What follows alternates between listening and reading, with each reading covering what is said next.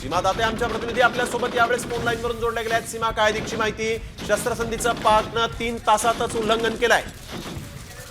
नक्कीच नाही, आपण पाहतोय पाकच्या कुरापती जे आहे ते अद्यापही सुरू असल्याचं पाहायला मिळतंय।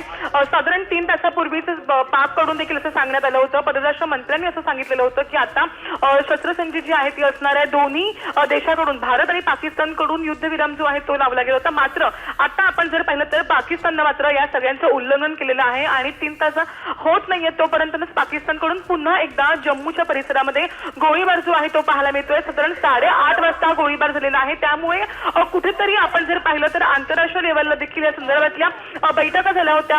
अमेरिकेने मध्यस्थी घातलं होतं, मात्र असं असूनही पाकिस्तान मात्र आपल्या कुरापती करणं जे आहे ते सोडत नाहीये। स्नेहिल, बिलकुल।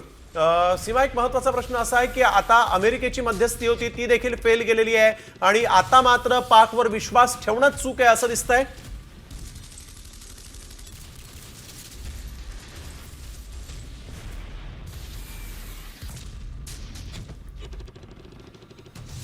तर आपण बघतोय यावेळेस सहमती दर्शवली आहे।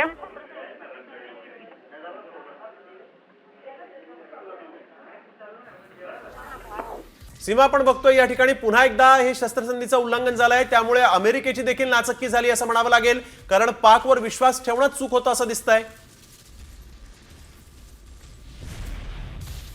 सीमा, तर पुन्हा एकदा आम्ही आमच्या प्रतिनिधीकडून या संदर्भातले अपडेट घेणार आहोत। तुर्तास आपण बघतोय की यावेळेस एक महत्त्वाची बातमी